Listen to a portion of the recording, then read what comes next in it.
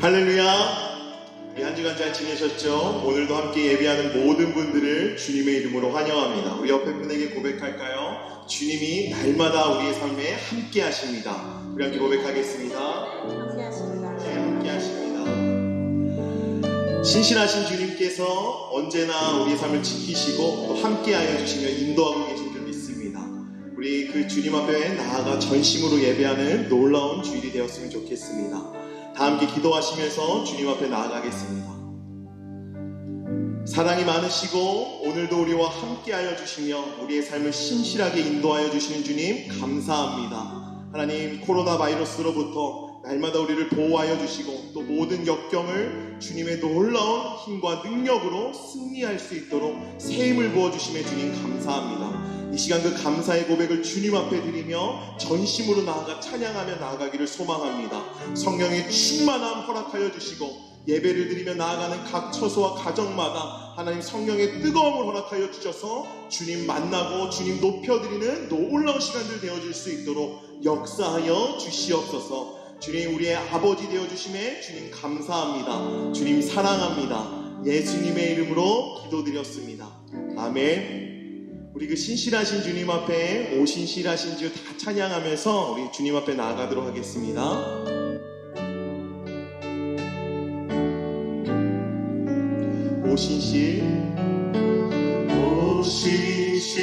오신실하신 주 내 아버지여 늘 함께 계시니 두려움없네. 그 사랑 편찮고 날 지키시며 어제나 오늘이 한결같네. 오신실하신 주 오신실하신 주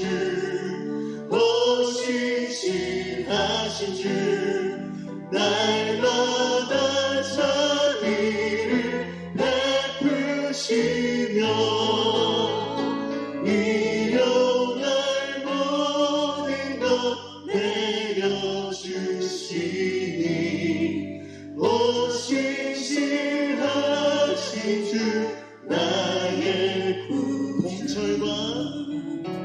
봄철과 초여름 가을과 겨울 해와 달 별들도 다 주의 것 만물이 하나로 드러낸 증거 신실한 주 사랑 나타내. 오신실하신 주 오신실하신 주 날마다 자비를 베푸시며 일어날 모든 것 내려주시니 오신실하신 주 나의 구주. 내 죄를 위하여 내 죄를 사하여 안위하시고 주 친히 오셔서 인도하네. 오늘의 힘내고 내일의 소망 주나님만 모든 우리 신실하신 주님 앞에 오신실하신 주 오신실하신 주 날마다 자비를 베푸시며 일용할 모든 것 내려주시니 오신실하신 주 나의. 우리 다시 한번 오신실하신 주 오신실하신 주 오신실하신 주 날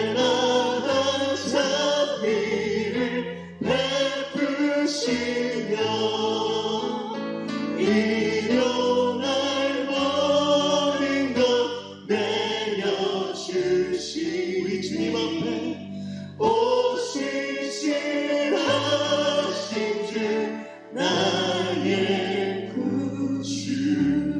신실하신 그 주님이 우리와 함께 하십니다. 믿으십니까? 네. 우리 그 신실하신 주님 앞에 박수치며 찬양하도록 하겠습니다.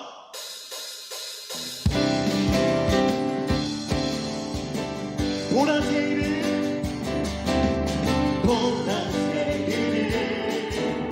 행하시니 이제로 나타내 주님이 세일을 행하실 것입니다. 주를 위하여 지으신 백성 주의 찬송 부르게 되리 광야에 물솟아나리라 사막에 꽃 피어나리 이전 일들을 너희는 기억지 말며 옛적 일들을 생각지도 말라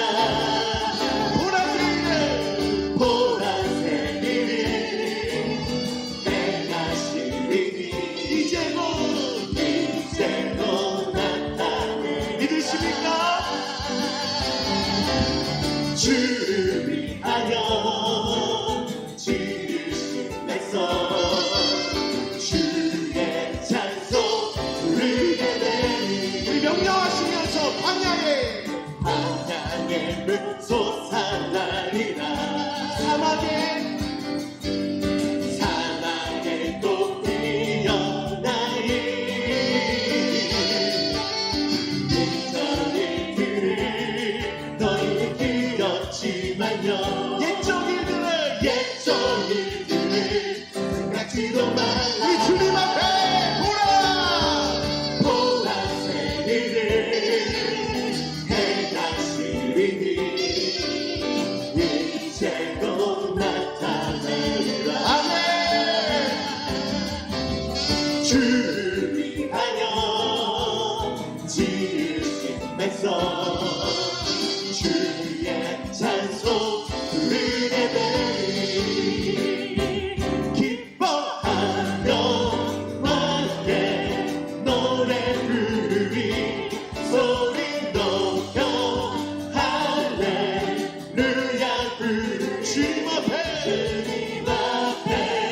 나와 찬양 드리며 우리 주님과 함께 기뻐하리라 우리 다 함께 고백할까요? 나의 창조자 나의 구원자 가장 귀한 나의 예수님 찬양합니다 찬양해요 나의 치료자 나의 선한 목자 되신 함께 예수 나의 주 찬양 다시 한번 고백합시다 기뻐하며 함께 노래 부르리 소리 높여 할렐루야 부르리 주님 앞에 나와 찬양 드리며 우리 주님과 함께 기뻐하리 함께 우리 주님 높여드립시다 나의 창조자 나의 구원자 가장 귀한 나의 예수님 찬양합니다 찬양해요 나의 치료자 나의 선한 목자 되신 예수 나의 다시 한번 고백합니다 나의 창조자 나의 구원자 그 주님이 함께 하십니다 나의 예수님 찬양합니다 찬양해요 나의 치료자 나의 선한 목자 되신 주 예수 나의 주 찬양하리 우리의 선한 목자 되신 그 주님 앞에 영광의 올려드립니다. 할렐루야.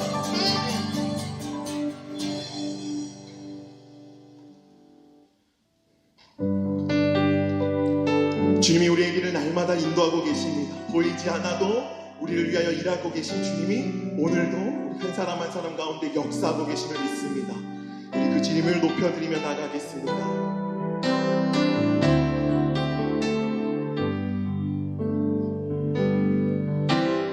나의 가는 길 주님 인도하시네.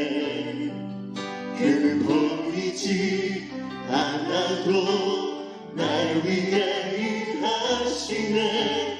주 나의 인도자 항상 함께 하시네.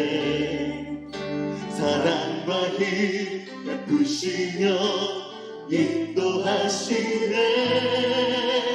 인도하시네. 다시 한번 고백하며 나갑시다. 나의 가는 길, 나의 가는 길 주님 인도하시네.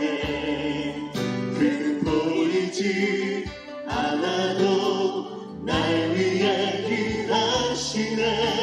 주 나의 인도자 항상 함께 하시네. 사랑과 힘 베푸시며 인도하시네.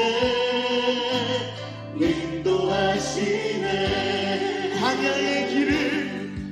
광야의 길을 만드시고 날 인도해. 사랑의 강 만드신 것 보라. 하늘과 땅 연애도 주의 말씀 영원히 내 삶 속에 새 일을 행하리. 나의 가는 길 주님 인도하시네. 그는 보이지 않아도 날 위해 일하시네. 주 나의 인도자 항상 함께 하시네. 사랑과 힘 베푸시며 인도하시네. 인도하시네. 다시 한번 광야의 길을 만드시고 날 인도해. 사랑의 강 만드신 것 우리 힘찬 목소리로 고백합시다. 하늘과 땅 면에도 주의 말씀 영원히 내 삶 속에 새 일을 해. 여러분 믿으십니까? 나의 가는 길, 주님 인도하시네. 그는 보이지 않아도 날 위해 일하시네. 주 나의 인도자 항상 함께 하시네. 사랑과 힘 베푸시며 인도하시네.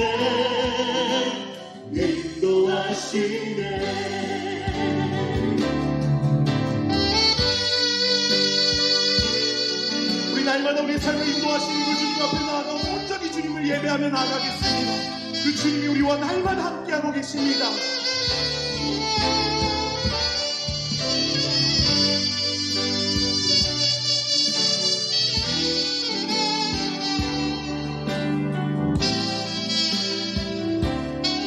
우리 사랑스러운 주님 음성 고백하며 나아갑니다.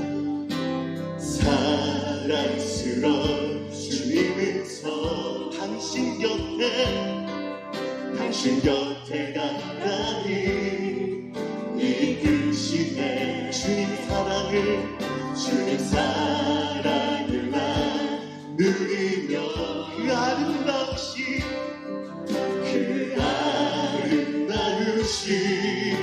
나누리 원. 우리 그 주님 앞에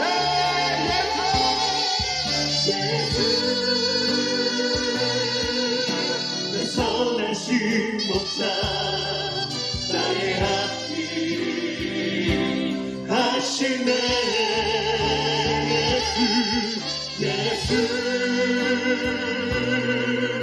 신실하신 주께 내 삶을 드리. 다시 한번 고백합시다.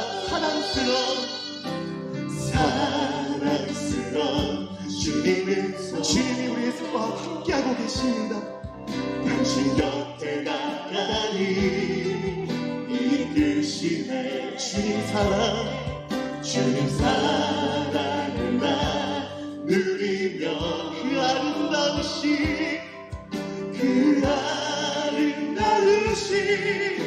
나누기 원하네. 예수 선하신 목자 나의 앞길 하시네. 주님 하십니다. 예수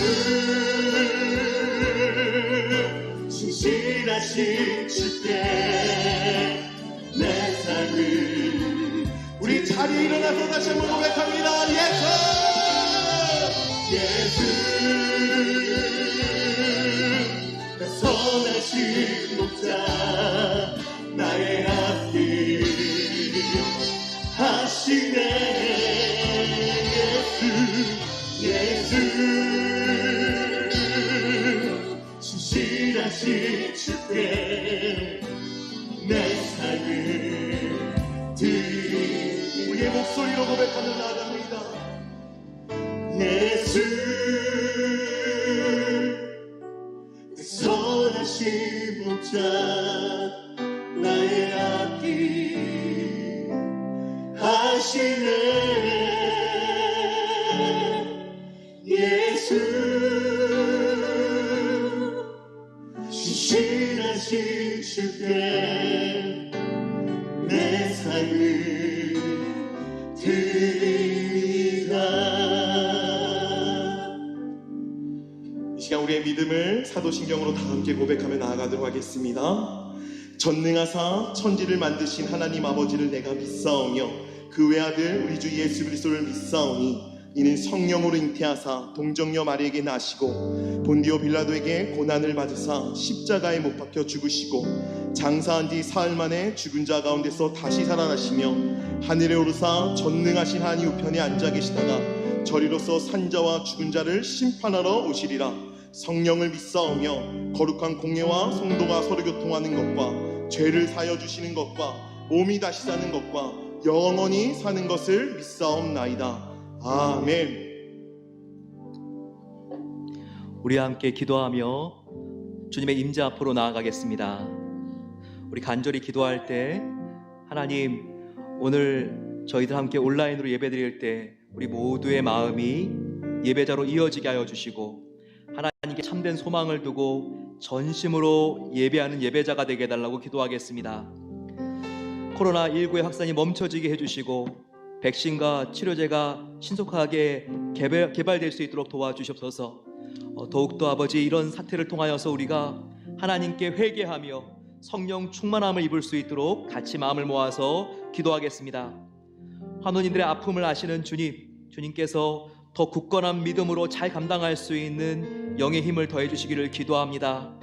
항암 치료 중에 있는 분들, 술후에 회복 중인 분들, 당뇨와 혈압과 기저질환으로 힘들고 어려운 분들, 호흡기에 알러지가 있는 분들, 하나님께서 한 분 한 분 주님의 손으로 만져주셔서 치료해 주시옵소서 기도합니다. 남북이 평화 복음 통일될 수 있도록 도와주시옵소서. 북한 수뇌부가 불안한 상태에 있다고 하는 외신들이 보도되고 있습니다. 아버지 하나님, 하나님의 은혜 가운데 남북이 복음 통일될 수 있는 날을 속히 앞당겨 주시옵소서. 열방이 함께 예수님의 복음을 전파하고 주님, 모든 영혼이 주님께로 돌아올 수 있는 희년의 영적인 해를 하나님께서 허락해 달라고 같이 주여 함께 부르고 기도하겠습니다. 주여. 사랑의 아버지 하나님, 감사합니다. 오늘 저희들 함께 하나님 앞에 나와 우리의 마음을 다하여 예배합니다. 아버지, 이 시간 저희들 성령님으로 말씀으로 드리는 예배를 기억해 주시고 오늘 우리가 드리는 예배를 통하여 우리의 신령의 부흥이 일어나며 참된 회개와 하나님과 더욱더 가까이 갈 수 있는 시간 될 수 있도록 역사해 주시고 하나님께서 은혜 주시기를 기도합니다. 코로나19 확산이 멈춰지게 해 주시옵소서. 아버지, 이것이 우리의 죄 때문인 것을 우리가 고백합니다. 하나님과 더욱더 멀어지고 이상 우상을 붙잡았던 것을 이 시간 회개합니다. 아버지, 주님만이 우리의 유일한 소망이시오 참 사랑이오니 저희들 순전한 주님과의 사랑을 회복할 수 있도록 도와 주옵소서. 백신과 치료제가 속히 개발되게 하여 주시고 이 시간도 코로나19와 싸우고 있는 의료진들과 또한 모든 아버지 방역 공무원들 하나님께서 지켜주시고 도와주시기로 합니다. 환우님들 하나님께서 안전을 지켜주셔서 병고의 아픔을 아시는 하나님, 십자가의 은혜로 아버지 그 아픔들이 다 사라지게 하여 주시옵소서. 아버지, 주님께서 굳건한 믿음으로 잘 감당할 수 있도록 환우님들과 가족들에게 큰 용기와 힘을 주시기를 기도합니다. 암이 물러나게 해주시고 아버지 하나님, 수술한 자리마다 새살이 돋게 하여 주시며 사랑하는 부모님들, 그리고 또 부모님을 먼저 하나님께로 보낸 우리 슬픔에 잠긴 우리의 아버지 교우님들 주님께서 위로해 주시고 천국 소망으로 채워주소서. 남북이 평화통일 복음통일 되기를 소망하오니 아버지 역사해 주시옵소서. 아버지 하나님의 은혜 가운데 아버지 휴전선의 문이 열리게 하여 주시고 남북이 하나 되어 하나님을 예배할 수 있는 날이 올 수 있도록 축복해 주시기를 기도합니다. 아버지, 한반도에 놀라운 은혜를 주시고 은혜로 하나님 채워주시고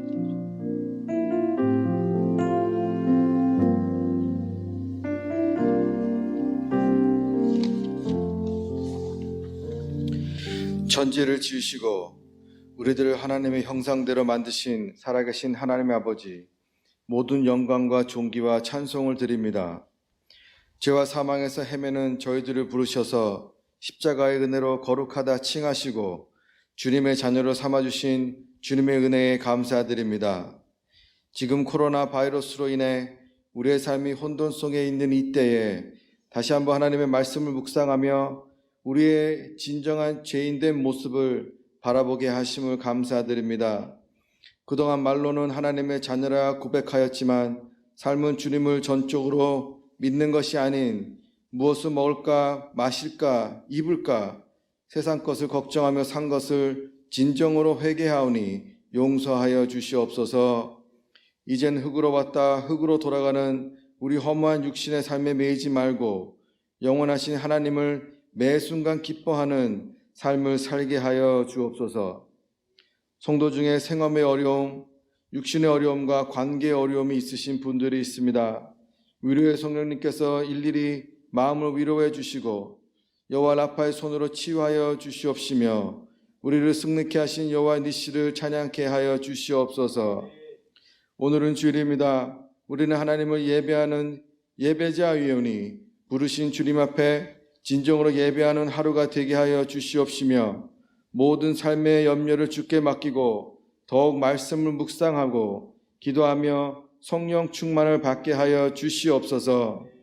오늘 온라인으로 드리는 모든 부서 예배 가운데 성령 충만한 은혜를 내려주시고 다시 예배당에 모여 주님께 다 같이 찬양을 하며 예배 드릴 날을 기쁨으로 기대하게 하여 주시옵소서.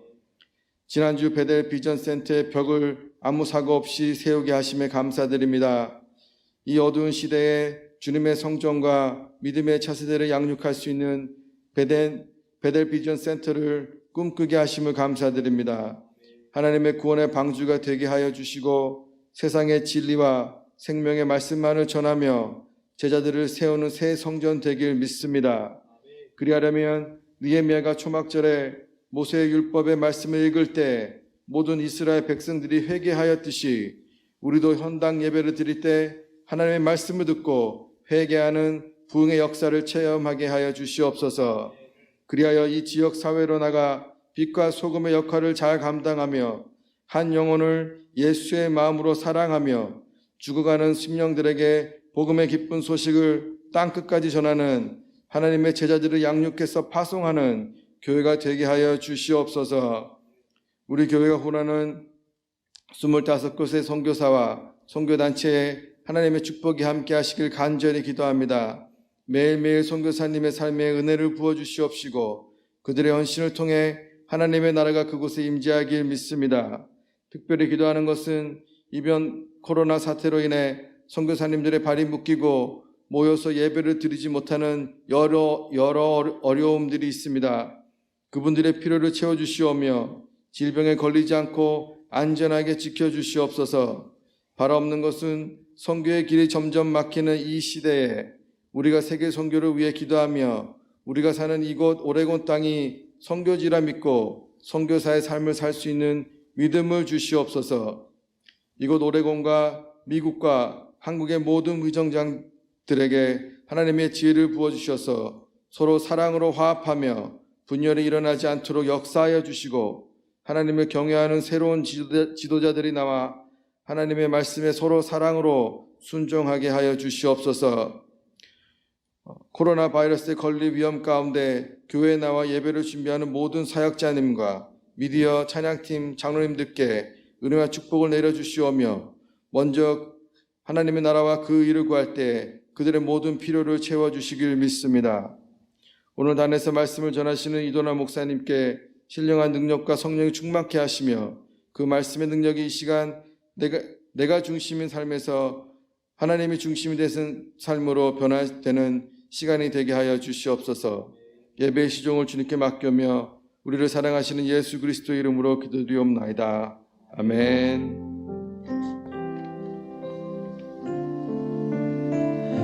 우리의 기도를 들으신 하나님께 아멘 주를 찬양하나이다 고백하겠습니다.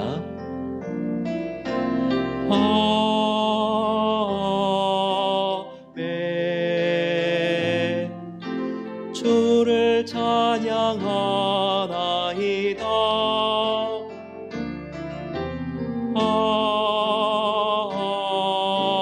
아멘. 주를 찬양하나이다.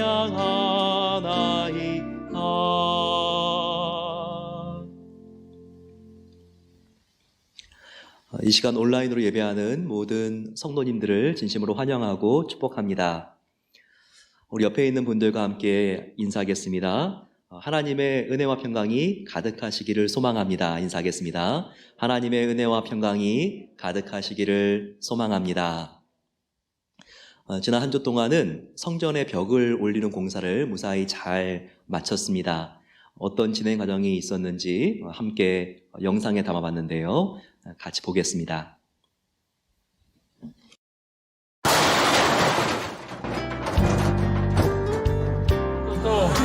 오늘의 모든 행사와 감사를 하나님께 맡깁니다. 부탁하며 예수 그리스도의 도움받들어 기도 올려옵나이다. 아멘. 말씀이 살아 움직이는 교회 성도의 사랑이 넘치는 교회 섬김과 헌신이 기쁨이 되어 열매 맺는 아름다운 교회 주님의 마음 닮아서 이웃을 사랑하는 교회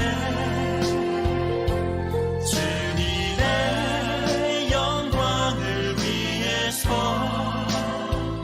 빛 되신 주님 전하는 교회 주께서 사랑하는 우리 교회가 이런 교회 되게 하소서. 주님의 마음 닮아서 이웃을 사랑하는 교회 주님의 영광을 위해서 빛 되신 주님 전하는 교회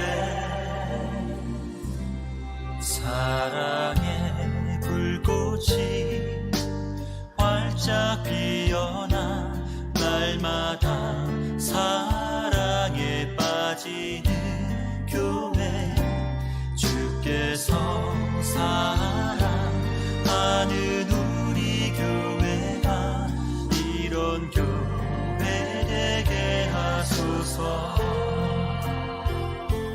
주께서 사랑하는 우리 교회가 이런 교회 되게 하소서. 하소서. 이런 교회 되게 하소서.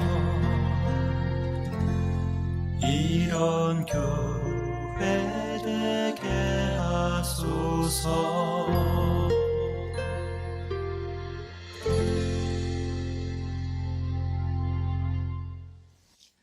성전벽을 세우는 공사를 효과적으로 할 수 있도록 날씨를 주관해 주시고 안전하게 마치게 하신 하나님께 감사드립니다. 이어지는 공사 가운데서도 은혜가 더하여 주시도록 안전한 한 주간이 되도록 계속 기도해 주시기 바랍니다. 9시 배대 은혜의 시간이 진행되고 있습니다. 월요일부터 토요일까지 9시부터 유튜브를 통해서 방송이 되고요. 그리고 우리가 함께 이번 주는 디모데후서와 야고보서 편을 진행하도록 하겠습니다. 다음 주일은 어린이 주일입니다. 학부모님들 잘 경청해 주시면 좋겠습니다. 5월 3일 어린이 주일 오후 2시부터 4시까지 영아부터 유아, 유치, 초등부 자녀를 가진 부모님들은 교회 오시면 드라이브 스루를 통해서 차 안에서 안전하고 즐겁게 특별 활동에 참여할 수 있고 또 선물을 받을 수 있습니다. 함께 기억해 주시고 다음 주일날 3일날 2시부터 4시까지 교회로 자녀들과 함께 운전해서 와주시면 아주 특별하고 즐거운 시간이 될 것입니다. 5월 10일 어버이 주일에도 늘푸른 그리고 보아스 공동체, 이 공동체는 모세, 마태, 마가, 누가, 요한 마을 성도님들을 의미합니다. 오후 2시부터 4시까지 5월 10일 날 교회를 방문하시면 드라이브 스루를 통해서 준비한 선물과 카네이션을 저희 교회에서 선사할 것입니다. 기억해 주시고 참석해 주시면 감사하겠습니다.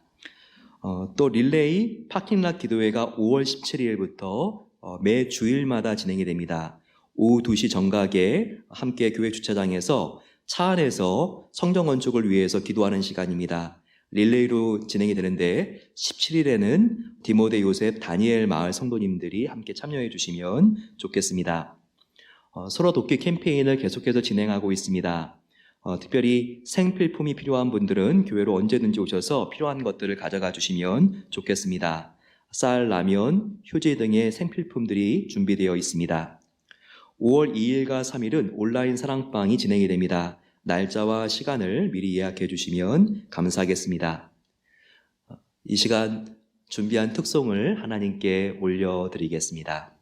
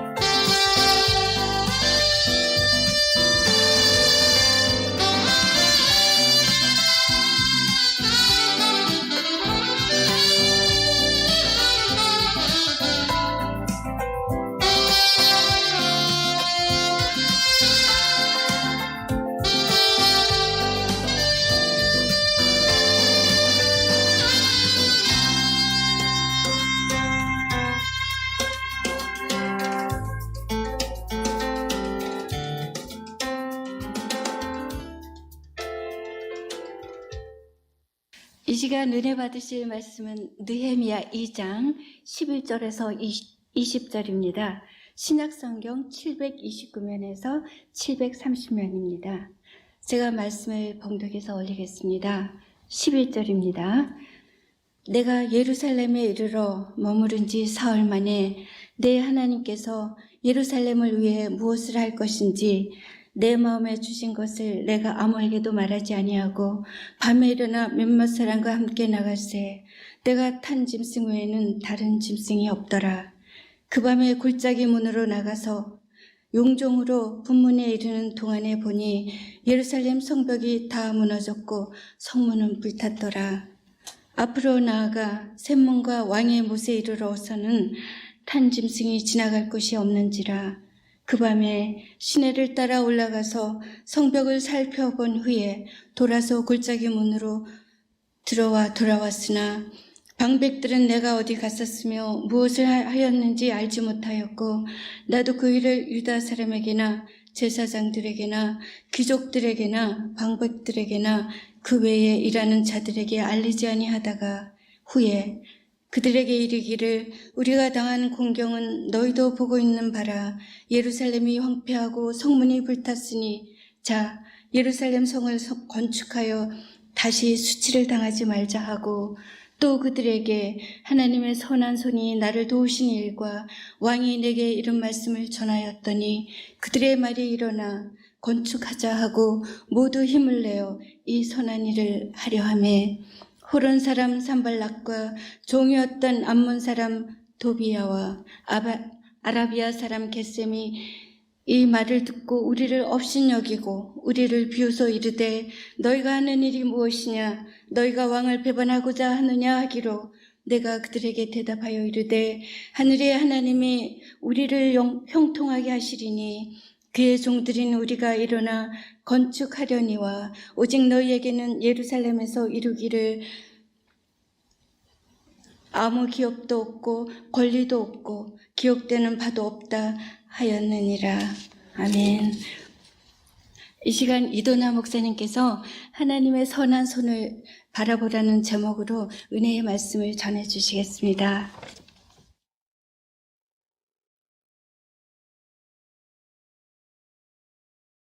17세기 청교도의 유명한 작가 중에서 좌안 번연이 있습니다. 그는 정말 많은 책들을 저술했고 그리고 또 청교도의 사상에 대해서 이 세계에 소개한 정말 아주 저명한 저술가입니다. 그가 쓴 책 중에서 성경 다음으로 많이 인쇄가 된 책이 있습니다. 바로 철로 역정입니다. 지금도 미전도 종족에게 성경을 번역하는 선교사님들은 성경을 완역한 다음에 그 다음으로 원주민들에게 출판해주는 책이 바로 이 철로 역정이라고 합니다. 그러면 이 철로 역정이 왜 이렇게 중요한 것일까요? 그것은 우리가 예수님을 믿은 다음에 성도의 삶이 어떻게 진행이 되는지에 대하여 이 책만큼 생생하게 보여주고 있는 다른 도서가 없기 때문입니다. 구원받은 다음에 우리가 기다리고 사랑했던 하나님을 만날 때까지 어떠한 일이 일어나는지를 철로 역정은 우리에게 소개하고 있습니다. 그것은 영생을 얻은 다음에 무사형통, 평탄대로가 펼쳐진다는 것이 아니에요. 그 기간 동안 굉장히 무수한 유혹과 시험이 도사리고 있는 것을 이 책은 우리에게 말해주고 있습니다. 바로 인생에 장애물이 있다는 것을 보여주고 있는 것입니다. 인생을 우리가 육상 경기에 비유한다면 바로 성도의 삶은 장애물 달리기와 같다고 말할 수 있습니다. 우리가 목표까지 달려나가는데 장애물 달리기는 계속해서 우리가 장애물을 넘어야 합니다. 이것처럼 우리의 인생도 입시와 졸업과 취업의 장애물을 넘습니다. 그러면 결혼과 자녀의 장애물이 나옵니다. 그 뒤는 승진의 장애물, 또 노후의 장애물, 그리고 건강과 죽음의 장애물이 있는 것입니다. 우리가 하나의 장애물을 뛰어넘어서 이젠 넘었구나, 안도의 한숨을 쉬고 있으면 또 다음 장애물이 기다리고 있고 다가오는 것이 우리의 인생이라고 하는 것입니다. 지금까지 얼마나 많은 장애물을 넘어오셨나요? 그리고 지금도 우리가 힘껏 넘으려고 애쓰는 장애물이 있습니다. 또 그 장애물은 앞으로도 있을 것입니다. 하나님께서 약속하신 사명과 소명을 이루기 위해서는 반드시 이 장애물이 있는 것을 알고 이 장애물을 뛰어넘어야 하는 것입니다. 그러면 어떻게 우리가 장애물을 넘을 수 있을까요? 바로 그 방법은 하나님을 의지하는 것입니다. 이것을 누구보다 잘 알았던 다윗은 시편 18편 29절에 이렇게 말하고 있습니다. 내가 주를 의뢰하여 적군을 향해 달리며 내 하나님을 의지하여 담을 뛰어넘나이다. 여기서 담은 장애물을 말하는 겁니다. 바로 이 담을 장애물을 어떻게 뛰어넘는다고요? 내가 저 주를 의뢰하고 그리고 하나님을 의지하여 뛰어넘는다는 것입니다. 우리는 장애물을 넘는 해답을 알고 있습니다. 그것은 우리가 주님을 의지하는 것입니다. 좀 더 큰 장애물이 왔으니까 그럴수록 우리는 더욱더 바짝 엎드려서 더욱더 강하게 주님을 의지하면 넘을 수 있는 것입니다. 인생에 장애물도 있지만 그 장애물을 뛰어넘을 수 있는 방법을 성경을 통하여 미리 알고 있는 우리들은 참 감사한 사람들입니다. 지난 시간 우리는 느헤미야를 살펴봤습니다. 느헤미야가 그 당시에 최강대국 페르시아의 황제의 술을 맡은 관원장이었습니다. 그 당시에 황제의 비서실장과 같은 가장 막강한 지위에 있었습니다. 바로 그때 왕에게 도움을 얻을 수 있는 타이밍을 놓치지 않고 부탁했을 때 정말 그 느헤미야와 이스라엘 민족의 꿈의 수건이었던 무너진 성벽을 제공할 수 있는 자원과 물자와 인력 그리고 또 군사들까지 황제로부터 지원을 받게 되는 기적적인 일이 생긴 것입니다. 하지만 그 뒤로 느헤미야에게 일사천리로 일이 풀렸을까요? 순탄대로가 열렸을까요? 아닙니다. 느헤미야에게도 바로 그 순간부터 큰 장애물이 몰려오기 시작합니다. 특별히 느헤미야가 직면한 장애물은 바로 이 성벽을 건축하는 거룩한 위대한 미션을 방해하는 막강한 적들을 만난 것이었습니다.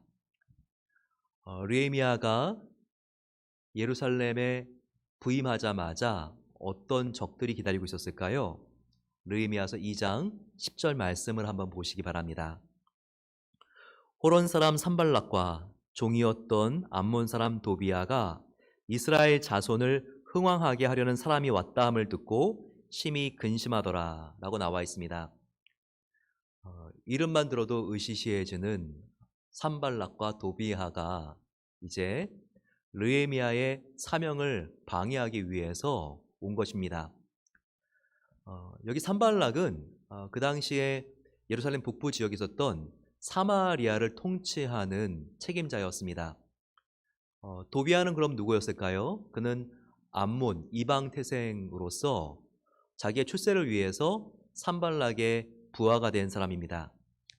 늘 간에 붙었다, 쓸개 붙었다는 기회주의자들 있죠. 바로 이 기회주의자의 아이콘이 바로 도비아였다고 생각하면 됩니다.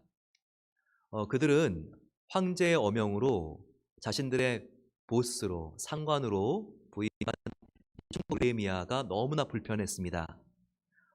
그가 앞으로 자기들의 기득권을 다 빼앗아 갈 것 같아서 마음이 불안했고 굉장히 싫고 그 마음속에 정말 그가 왜 왔을까 이와 같은 마음이 가득했습니다.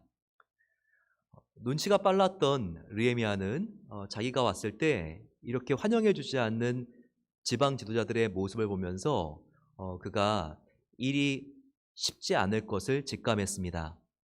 그러면서 그가 했던 행동은 무엇입니까? 그것은 부임하자마자 바깥으로 나가지 않고 그가 실내에서 하나님을 바라봤다는 것입니다. 여러분, 어떤 지휘관이 그 지역에 부임을 했을 때 무엇을 하고 싶을까요? 생각이 좀 없는 지휘관이라면 환영 파티를 근사하게 거창하게 하면서 자기의 위세를 보여주고 싶었을 것입니다. 또한 인맥 형성을 중요하게 생각하는 지휘관이 있었다면 바로 그 지방의 유력한 인사들을 찾아다녔을 것입니다. 또 뭔가 추진력이 있는 지도자였다면 업무 보고를 받는 걸로부터 그 앞에 있는 시간을 사용하고 싶었겠죠. 지금 르헤미야가 성벽을 건축하는데 할당 받은 시간은 52일입니다. 이것은 2달도 안 되는 짧은 기간이에요. 그러면 하루하루가 얼마나 중요하겠습니까? 그런데 이 3일이라고 하는 정말 너무나 중요한 시간을 르헤미야는 외부 활동을 하지 않았습니다. 그가 자기의 집무실, 실내에서 그가 사람들을 만나지 않았어요. 그러면 그가 그 시간에 무엇을 했겠습니까? 그것은 자기가 이 예루살렘에 왜 왔는지, 바로 그 부르심과 이유와 목적을 집중했다는 것입니다. 그리고 앞으로 무엇을 해야 될지 하나님께 진지하게 물어보았습니다. 결코 르헤미야는 하나님보다 앞서지 않고 항상 하나님 앞에 섰던 인물이었습니다. 바로 하나님과의 교제를 그 어떤 중요한 시기보다 더 중요한 시기에 최우선순위에 놓았던 사람이었습니다. 그리고 그 뒤에 무엇을 할까요? 르헤미야가 이제 3일이 지나고 5개 활동을 하게 되었을 때 처음으로 한 것이 있습니다. 그것은 바로 건축할 현장을 탐색하는 것이었습니다. 그가 어떻게 행동을 하는지 함께 13절을 통해서 우리가 살펴보겠습니다. 내가 아무에게도 말하지 아니하고 밤에 일어나 몇몇 사람과 함께 나갈새 내가 탄 짐승 외에는 다른 짐승이 없더라. 그 밤에 골짜기 문을 나가서 용정으로 분문으로 이르는 동안에 보니 예루살렘 성벽이 다 무너졌고 성문은 불탔더라 라고 기술되어 있습니다. 예루살렘에 도착한 르헤미야가 3일 동안 그가 실내에 머물다가 드디어 외부 활동을 개시하게 됩니다. 바로 그것은 앞으로 건축할 현장을 직접 답사하고 탐색하는 일이었습니다. 현재 문제를 해결하는 데 있어서 가장 먼저 해야 될 것은 무엇일까요? 저와 여러분들도 지금 해결해야 될 문제가 있지 않습니까? 가정과 그리고 코로나 바이러스 때문에 몇 달 동안 문 닫은 직장과 이와 같은 문제를 해결하기 위한 가장 중요한 첫 단추가 무엇입니까? 그것은 해결해야 될 문제를 정확하게 먼저 탐색하는 것입니다. 문제를 해결하기 위하여 지금 문제의 상태가 어떤지를 객관적으로 명확하고 정확히 아는 것이 중요합니다. 이때는 그 문제를 결코 과소평가하거나 과대평가하지 않는 것이 좋습니다.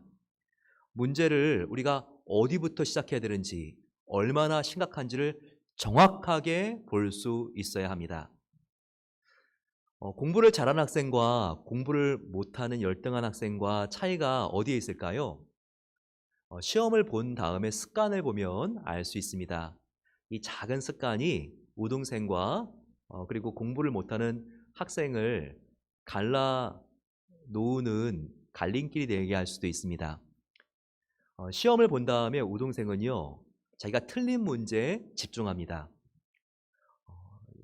30개의 문제 중에서 2개밖에 안 틀렸다 할지라도 이 틀린 문제를 보면서 내가 왜 틀렸지? 그리고 다음에 안 틀리면 어떻게 될까? 그것을 분석을 하고 그리고 열심히 그 문제를 안 틀리도록 연습을 하는 것입니다. 공부를 못한 학생들의 특징은 무엇일까요? 틀린 문제를 대면하는 것이 두렵습니다. 수치스럽고 그리고 자기의 못난 모습이라고 생각하기 때문에 이런 문제와 직시하는 것이 너무나 불편하죠. 그래서 맞은 거에만 집중합니다. 내가 그래도 이렇게 맞은 부분이 있구나. 그러면서 틀린 부분은 살펴보지도 않고 원인 분석하지도 않고 다음에 틀리지 않도록 대비도 안 하는 것입니다. 하지만 바로 이와 같은 작은 차이가 나중에는 엄청난 결과의 차이를 벌려놓는 것이죠. 실제로 르헤미야도 참상을 정확하게 대면하는 것이 수치스럽고 마음이 힘들고 어려울 수 있었습니다. 하지만 르헤미야는 정확한 현실 보기를 원했습니다. 남에게 들어서 얼마나 성벽이 무너진 상태가 심각한지를 알기를 원하지 않았습니다. 그보다는 그는 직접 처참한 현장을 걸어보고 만져보고 눈으로 확인해서 실제로 지금이 어떠한 상태인지에 대해서는 누구보다도 최고의 전문가가 되기를 원했던 것입니다. 바로 이것이 탐색하는 자의 가장 정확하고 또 필요한 요구되는 자세라고 말할 수 있습니다. 그는 처참한 현장을 직접 방문했습니다. 성벽은 다 무너져 있었죠. 좌우를 돌아보면 시커먼 재들보다 더 불타 넘어져 있는 성벽들이 보였습니다. 성문들이 보였죠. 너무나 좁아져서 어떻게 지나갈 수도 없게끔 좁혀진 거리를 그가 직접 답사했습니다. 이 민족의 침략을 받아서 120년 동안 이렇게 되었구나. 정말 억장이 무너지는 것과 같았습니다. 눈물이 쏟아졌지요. 가슴이 너무나 아프고 답답하고 흐르는 눈물을 주체할 수가 없었습니다. 하지만 그럼에도 그는 이 문제 해결을 위해서 그 문제에 직면했던 것입니다. 우리가 직면해야 될 것은 르헤미야와 같이 물리적인 성벽만 있는 것이 아닙니다. 영적인 보이지 않는 우리의 내면의 성벽도 우리가 순간순간 탐색하고 평가하고 우리가 진단할 수 있을 때 우리 하나님께서 기뻐하시는 향기나는 영혼을 소유하게 되는 것입니다. 특별히 우리들 교회를 목회하시는 김양재 목사님은 바로 르헤미야가 정탐한 지형들의 역사적인 기원을 찾습니다. 그래서 그 지형들과 우리의 내면을 비교하고 우리가 어떻게 우리 자신의 실상을 바라봐야 하는지를 강조하고 있습니다. 골짜기문은 삶의 시련과 고난을 나타내는 눈물의 골짜기를 표현합니다. 여기 용정이라고 하는 지역은 기드론 시내가 흐르고 있습니다. 그런데 이 기드론 시내는 참 우리가 주목해야 될 시대의 아픔을 가지고 있는 시내가입니다. 구약 시대에는 자기의 사랑하는 아들 압살롬에게 배신을 당한 다윗이 건넌 시내였습니다. 또 이 기드론 시내는 신약에 와서는 바로 예수님께서 가론 유다에게 배신을 당하고 건넌 아픔의 시내였습니다. 이 분문은 무엇입니까? 이것은 그 당시에 사람과 동물의 배설물을 버리던 문이었습니다. 우리 인간의 수치와 모멸감과 뼈아픈 거절감을 상징하는 바로 문이라고 말할 수 있습니다. 우리도 주님이 주신 그 은혜를 더 깊이 체험하기 위해서 르헤미야처럼 인생에 가장 어려웠던 바로 그 시간을 정직하게 탐색할 수 있어야 합니다. 우리가 인생을 살아갈 때 정말 뼈아픈 눈물을 흘렸던 눈물의 골짜기를 기억해야 합니다. 그때 내가 참 힘들었지. 하나님의 도움 없이는 살 수 없었는데 주님께서 나를 건져주셨지. 눈물의 골짜기를 우리가 잃어버리는 것이 아니라 그때의 기간을 기억할 수 있어야 돼요. 또 기드론 시대처럼 너무나 힘들고 잔인한 배신을 당했던 바로 그 쓰라린 시절, 배신을 당한 시절도 볼 수 있어야 합니다. 또 분문처럼 우리가 수치와 모멸과 멸시를 당한 그 시절을 회고할 수 있어야 합니다. 그래서 우리가 얼마나 처참했고 바닥까지 내려간 존재였는지를 우리가 똑바로 볼 수 있을 때, 바로 그 상태를 탐색할 수 있을 때, 우리는 우리를 덮어주시는 그 하나님의 은혜가 얼마나 깊고 넓었는지를 우리는 바라볼 수 있게 되는 것입니다. 하지만 여기서 중요한 게 있어요. 그것은 우리의 아픔과 수치와 배신과 모멸감을 나의 관점으로 바라보는 것이 아니라 바로 하나님의 관점으로 바라보는 것이 필요하다는 것입니다.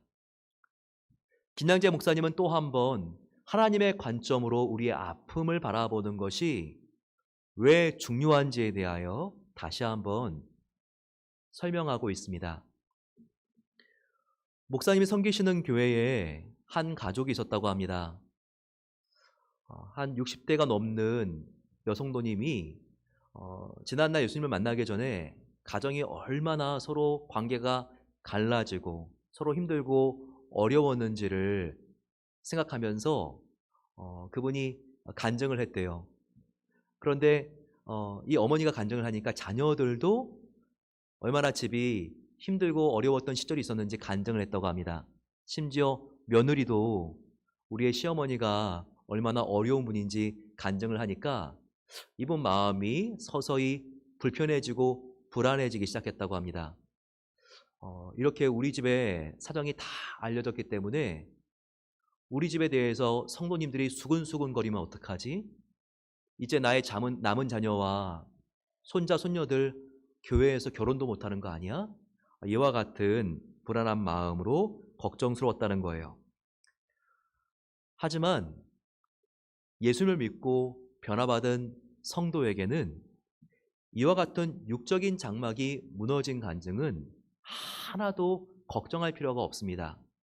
이것은 절대 부끄러운 게 아니에요.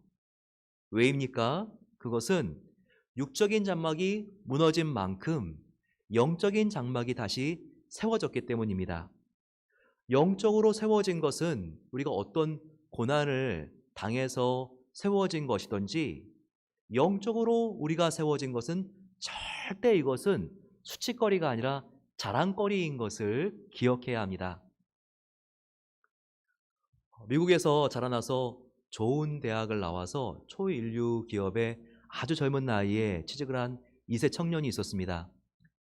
부모에게도 이 아들은 너무나 큰 자랑거리였습니다.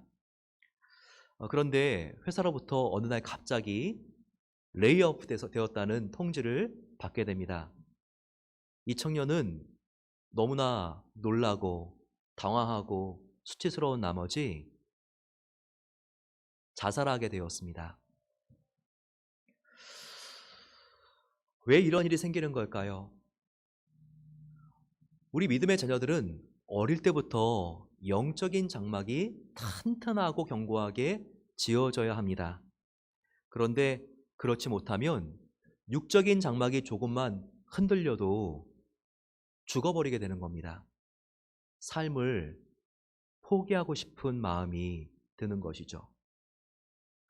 우리는 우리들의 자녀가 영어만 잘하고 SAT에 아주 높은 점수를 받아서 일상적인 실력자로만 키워주는 것, 그것으로만 만족하면 안 됩니다. 그렇지 않고 오히려 어릴 때부터 어린 사무엘과 어린 마리아처럼 하나님의 말씀과 임재에 가까운 아이들로 우리 아이들을 자라게 할 수 있도록 격려해야 하는 것입니다. 스스로 하나님께 나아가 하나님의 말씀을 읽고 묵상하고 그 말씀을 붙들고 기도할 수 있는 아이들, 이 말씀대로 살기 위해서 학교에서 정말 최선을 다하고 몸부림을 치는 아이들이 되게 해야 됩니다. 하나님 말씀의 꿀맛을 알아서 이 하나님의 말씀과 예배의 자리 앞으로 나아가지 않고는 견딜 수 없는 아이들, 바로 부모의 신앙에 의존적인 아이들이 아니라 자기 스스로 하나님께 나아갈 수 있는 아이들로 우리가 그렇게 될 수 있도록 도와주고 기도할 수 있어야 합니다. 결코 신앙적인 면에서는 고기를 잡아주는 부모가 아니라 스스로 낚시하는 법을 우리가 알려줘야 하는 것입니다. 그럴 때 우리 아이들 내면에는 영적인 성전이 지어져 갈 수 있습니다. 그렇게 된 아이들은요, 부모님이 그 아이들을 그대로 이 세상에 놔두고 이 세상을 떠난다 할지라도 걱정이 없습니다. 왜냐하면 그런 아이들은 인생을 살다가 육적인 성전이 흔들린다 할지라도 그 내면에 영적인 성전이 딱 버티고 있고 지어져 있기 때문에 얼마든지 다시 재개할 수 있는 아이들이기 때문입니다. 그런 아이들은 인생의 큰 위기 속에서 하나님의 더 큰 기회를 바라볼 수 있는 아이들이기 때문입니다.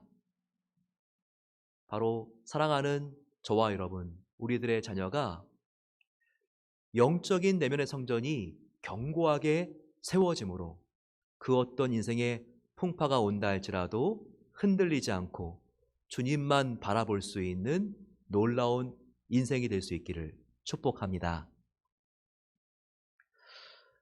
마지막으로 리더에게 필요한 자질이 무엇인가 함께 살펴보겠습니다.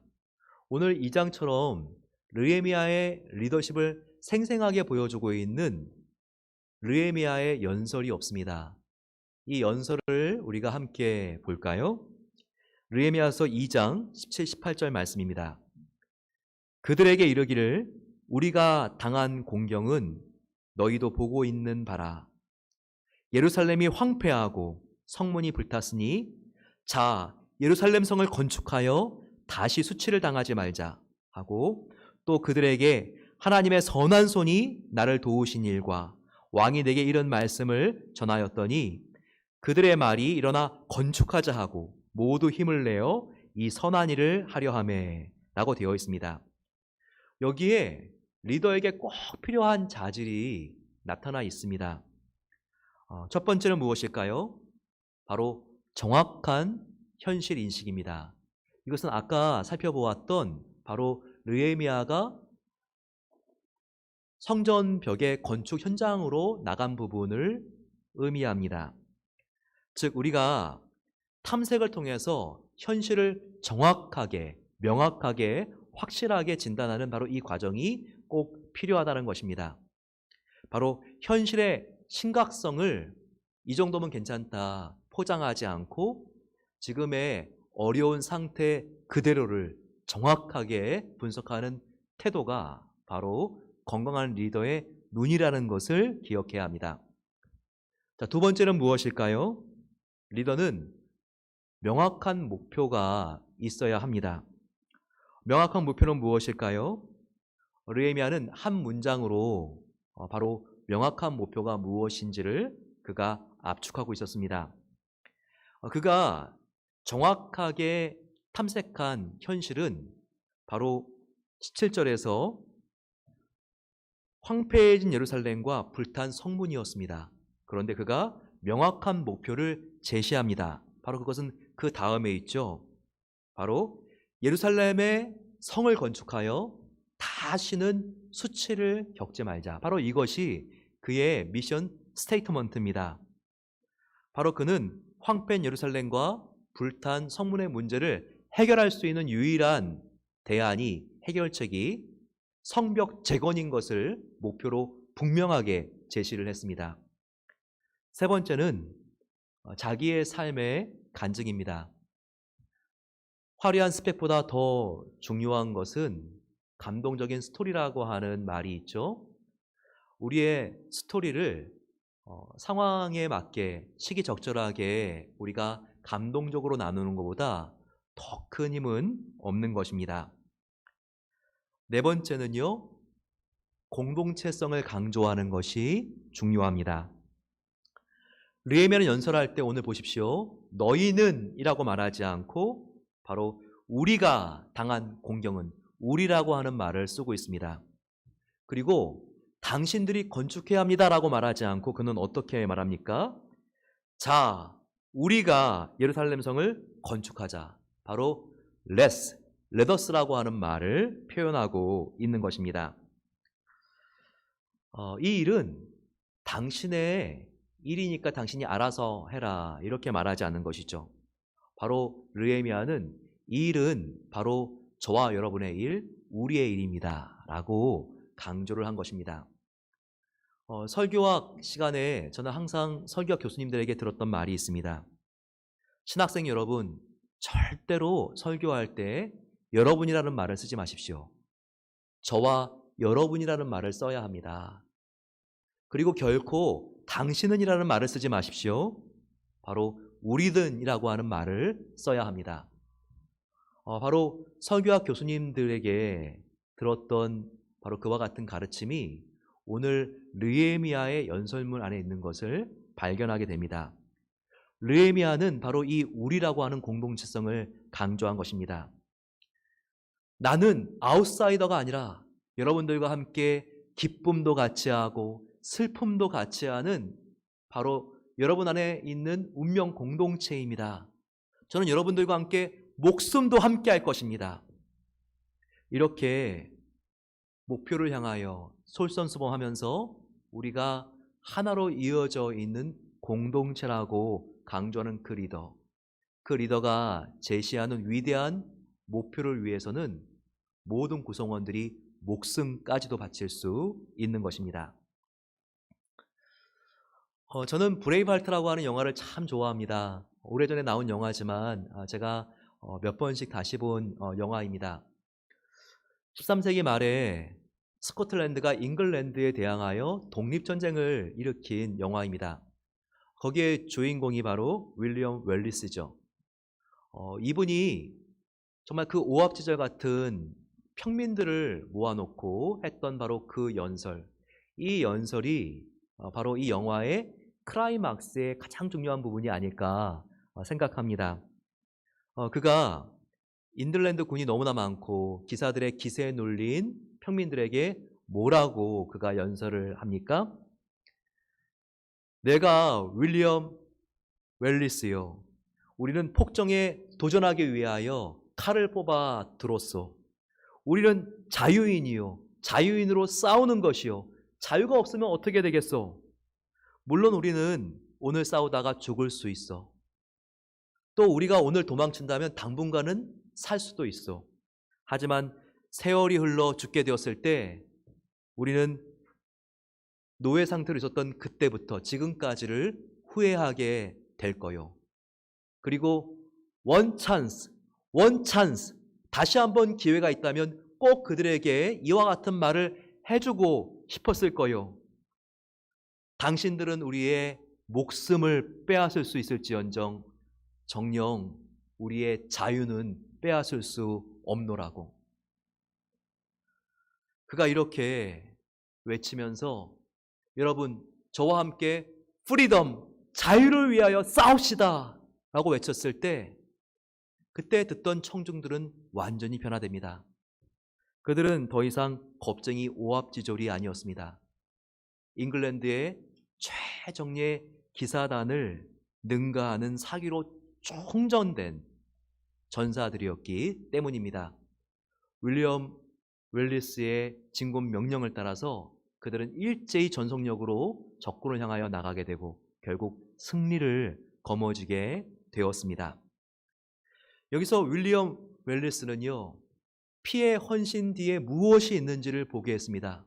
바로 그것은 프리덤, 자유가 있는 것을 보게 했던 것이죠. 자유의 개념도 없고 자유가 얼마나 가치 있는지도 몰랐던 그들에게 윌리엄 웰리스는 이와 같은 연설을 통해서 그것이 생명을 바치고도 우리가 획득했을 때 얼마나 감격스러운 가치를 갖는지 그것을 보게 했던 것입니다. 윌리엄 웰리스는 바로 당신들의 자유를 위하여 내가 싸웁니다라고 말하지 않았습니다. For our freedom, 우리의 자유를 위하여 싸웁시다. 그가 이렇게 외쳤던 것이죠. 바로 이것이 느헤미야의 외침이었던 것을 우리는 기억해야 합니다. 바로 이와 같은 느헤미야의 연설을 들었을 때 감동을 받고 변화된 군중들은요, 이제는 하나님의 일을 위하여 목숨까지도 바치게 했는 하나님의 친백성들로 변화된 것입니다. 그래서 오늘 본문을 보게 되면 느헤미야의 말이 너희가 건축을 해야 된다라고 기록되어 있지 않습니다. 이 느헤미야의 연설을 들은 모든 백성 한 사람 한 사람이 그들의 말이 일어나 건축하자라고 외친 것입니다. 여러분, 이렇게 리더는 자기가 아니라 자기를 포함한 우리 모두 함께 목표를 향하여 나아갈 수 있도록 도전하는 사람이어야 합니다. 리더는 결코 내가 독불장군인 것처럼 나 혼자 일하는 사람이 아니에요. 리더는 자기는 피하고 자기의 사람들에게 모든 책임을 회피하는 그런 사람이 아닙니다. 바로 리더는 위대한 목표를 제시하고 그리고 그 일을 폭발시킬 수 있도록 점화해주는 역할을 하는 바로 그 사람이 진정한 리더인 것입니다. 마지막으로 진정한 리더는 승리를 확신시켜 주어야 합니다. 이 싸움은 하나님의 싸움이기 때문에 대장 대신 예수님만 따라갈 때 반드시 승리할 수 있다는 바로 이 싸움은 거룩한 싸움, 선한 싸움인 것을 강조할 수 있어야 합니다. 바로 승리의 확신을 고취할 수 있는 리더가 진정한 리더라는 것이죠. 느헤미야는 그들에게 이렇게 말합니다. 20절 말씀, 내가 그들에게 대답하여 이르되 하늘의 하나님이 우리를 형통하게 하시리니 그의 종들인 우리가 일어나 건축하려니와, 이렇게 외치고 있습니다. 바로 우리가 이 일을 할 때 잘 될 수밖에 없습니다. 바로 그것은 형통케 하시는 하나님께서 우리를 도와주시기 때문입니다. 그가 이렇게 하나님의 형통하심이 우리를 따른다는 것을 강조하고 있습니다. 우리 앞에는 힘들고 어려운 난간이 도사리고 있습니다. 특별히 코로나의 시기를 지나면서 집집마다 정말 이렇게 코로나가 한 달, 두 달 더 가면서 장기화되면 어떡하지? 이런 불안감이 있죠. 또 건강에 어려움이 있는 분들도 계십니다. 자녀의 방황이 있는 분들도 계시죠. 그런데 우리는 이 장애물 뒤에 무엇이 있는지를 바라봐야 합니다. 윌리엄 윌리스가 이와 같은 목숨도 앗아갈 수 있는 장애물 뒤에 자유가 있는 것을 보여줬다면, 느헤미야는 힘들고 어렵지만 이 성벽 건축 뒤에 어떠한 일이 있는지를 백성들에게 보여줬습니다. 150년 만에 진정한 예배의 부흥, 하나님께 남녀노소가 얼싸안고 하나님께 진정한 예배를 드릴 수 있는 바로 그 자유가 있는 것을 느헤미야는 보여준 것입니다. 그리고 결코 이와 같은 방해와 그와 같은 숭고한 하나님의 놀라운 축복 사이에 큰 괴리감과 거리감이 있지만 능히 극복할 수 있다는 것을 그는 확신시켰습니다. 바로 이 승리의 확신은 하나님의 선한 돕는 손이 함께 하시면 우리는 그 일을 할 수 있습니다. 그가 이렇게 강조했던 것입니다. 느헤미야의 기도와 느헤미야의 고백과 대화를 통하여 우리가 항상 발견할 수 있는 것은 바로 도우시는 선한 하나님의 손을 바라보라고 하는 바로 이 메시지입니다. 느헤미야를 보세요. 18절 말씀을 보게 되면 8절 말씀과 그는 내 하나님의 선한 손이 나를 도우셨다고 그가 항상 고백하고 있습니다. 또한 그는 바로 나를 도우신 하나님의 손이 당신들도 도울 것이라는 것을 전파하고 있습니다. 항상 하나님의 선한 돕는 손이 함께 하시면 이와 같은 장애물은 문제가 되지 않습니다. 반드시 하나님은 우리를 희망의 언덕으로 당신의 돕는 손으로 옮겨 주실 것입니다. 그가 이렇게 고백하고 있는 것입니다. 우리들의 가정에 어떤 큰 장애물이 있다 할지라도 여러분, 하나님의 돕는 손을 바라보십시오. 과거부터 지금까지 하나님께서 도와주셨던 그 손을 기억하셔야 됩니다. 내가 처음 이민 오고 처음 유학생활을 시작했을 때 나를 도와서 여기까지 오게 하신 분이 바로 하나님이시고 하나님의 돕는 손이 여기까지 옮겨 주신 것입니다. 지금도 보이지 않지만 하나님의 돕는 손이 나의 삶을, 나의 자녀들과 가족들을 애워싸고 있습니다. 또 하나님의 돕는 손은 앞으로도 우리와 함께 할 것입니다. 이 하나님의 돕는 손은 또한 우리 교회를 돕는 하나님의 손입니다.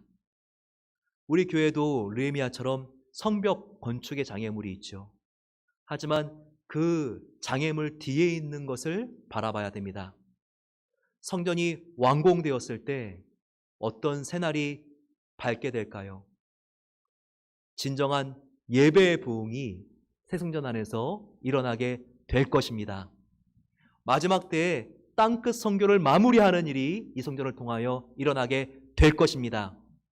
이 성전을 통하여 다음 세대가 주님께로 돌아올 것입니다.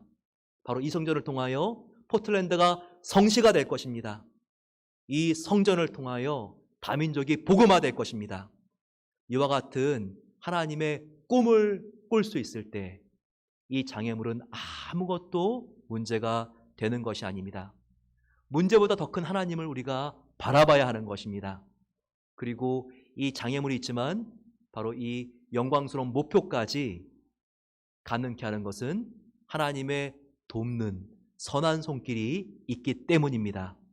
바로 이 하나님의 선한 손길을 항상 바라보시고 마음속에 평안과 미래에 대해서는 불안이 아니라 큰 소망을 갖게 되시는 저와 여러분 되시기를 축원합니다. 이 시간 같이 하나님께 우리 기도하며 찬양하며 나아가겠습니다. 하나님 앞에 우리가 나는 믿네 이 찬양 올려드리겠습니다. 여러분 무엇을 믿습니까? 주님의 능력으로 우리의 삶이 새로워질 것을 믿어야 합니다. 장애물을 보고 두려워하는 것은 새롭게 된 것이 아닙니다. 우리가 주님을 바라보고 문제를 바라봤을 때 주님의 능력으로 능히 싸워 이 장애물을 넘을 수 있는 것을 믿어야 합니다. 같이 우리 하나님께 찬양하며 나가겠습니다. 허락하신 시련을 통해 내게 허락하신 시련을 통해 나의 믿음 더욱 강하게 자라나고 험한 산과 골짜기 지나는 동안 주께 더 가까이 나를 이끄시네. 내가 겪는 시험이 어렵고 힘겨워도 내 주님보다 크지 않네. 내 앞에 바다가 갈라지지 않으면 주가 나로 바다 위 걷게 하리. 나는 믿네. 주의 능력으로 내 삶 새롭게 되리. 나는 믿네. 주의 능력으로 담대히 나가리라. 주와 함께 싸워 승리하리라. 날마다 믿음으로 나 살아가리. 우리 함께 마음을 다해서 기도하겠습니다. 내 인생 가운데 장애물이 있습니다. 하지만 앞에 있는 큰 장애물이라 할지라도 그 문제보다 더 크신 하나님을 바라볼 때 이와 같은 장애물은 얼마든지 넘을 수 있습니다. 우리에게 큰 믿음과 더욱더 강한 믿음이 있으면 되는 것입니다. 이와 같은 믿음을 주시도록 같이 기도하겠습니다.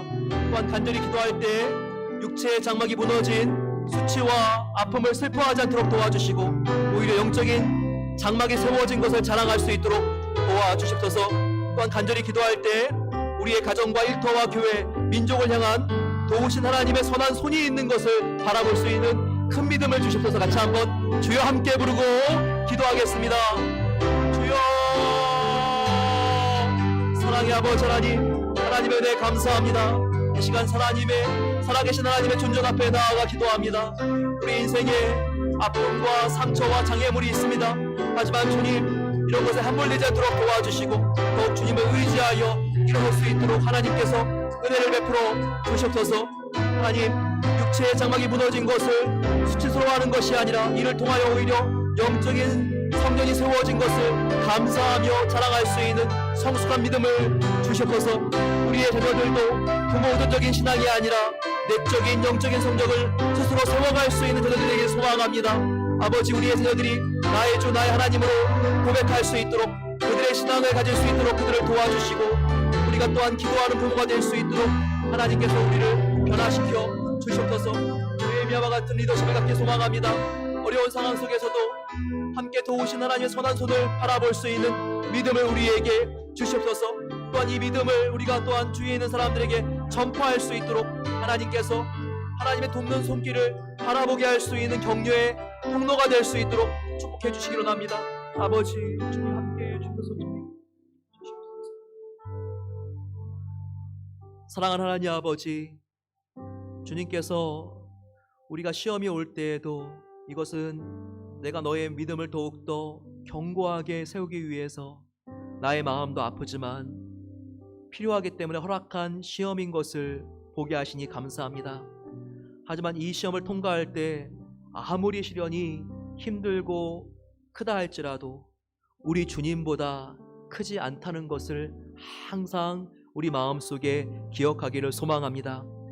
장애물이 큰 것을 느낄 때 더욱 우리가 바싹 엎드리고 더욱더 강하게 주님을 의지하면 해결하지 못할 문제가 없습니다. 항상 주님을 붙잡고 승리할 수 있는 우리가 될 수 있도록 은혜를 베풀어 주시옵소서. 때때로 우리가 붙들었던 육체의 장막이 무너져서 너무나 불안하고 슬픔이 찾아오고 수치스러울 때가 있습니다. 하지만 오히려 이 아픔을 통하여 영적인 성전이 세워졌다면 이것을 자랑할 수 있도록 우리의 신앙을 더욱더 성숙하게 바꿔 주시옵소서. 우리의 자녀들도 부모 의존적인 신앙이 아니라 우리 아이들의 신앙을 갖길 소망합니다. 그래서 주님, 의심과 회의에서 나의 주 나의 하나님으로 고백할 수 있도록 우리 아이들의 믿음을 견고하게 세워주시옵소서. 지금 장애물만 바라보는 것이 아니라 이 장애물을 믿음으로 뛰어넘은 다음에 주님께서 우리에게 주실 축복된 미래를 바라볼 수 있도록 도와주시옵소서. 우리의 가정을 회복시켜 주시고 또 우리 교회를 통하여 좋은 일을 넘어서 위대한 일을 하실 주님을 바라봅니다. 항상 우리가 어려워도 우리의 가족과 사랑방과 일터와 교회와 민족을 향하여 도우시는 하나님의 손길이 있는 것을 기억하게 해 주시옵소서. 그리고 이 도우신 하나님의 손길이 있는 것을 우리 주위의 사람들에게 알려줄 수 있는 복의 통로가 될 수 있도록 우리를 하나님의 복된 소식의 전파자가 되게 해주시기로 원합니다. 주님, 우리가 준비한 예물을 하나님께 올려드립니다. 어려운 때 구별하여 하나님께 드리는 모든 성도님들을 주님께서 기억해 주시옵소서. 믿음을 보시고 지금의 모든 어려움을 욥의 가정과 같이 하나님께서 10배로 회복시켜 주시기를 기도합니다. 또 이 예물이 사용되는 곳마다 하나님의 생명의 강이 흘러가게 해 주시옵소서. 선교지가 부흥하게 하시고 어려운 이웃들이 구제받고 회복될 수 있도록 도와주시며 하나님께서 기뻐하실 생명이 흘러갈 수 있는 성전이 지어질 수 있도록 하나님께서 놀랍게 이 물질을 영적인 일을 위하여 사용해 주시옵소서. 존귀하신 예수님의 이름으로 기도드립니다. 이제는 우리 주 예수 그리스도의 은혜와 하나님 아버지의 놀라운 사랑하심과 성령 하나님의 감화교통 인도 충만하게 채워주심이 한 주 동안 하나님의 돕는 손이 우리와 함께하는 것을 믿고 또 하나님의 돕는 손을 우리 주위 이웃들에게 전함으로써 그들에게 새 힘을 주기를 소망하는 모든 복된 성도들과 가족들과 기업과 우리가 간절히 기도하는 북한 땅과 세계열방 선교지 위에 이제로부터 영원까지 함께 하시기를 축원하옵나이다. 아멘.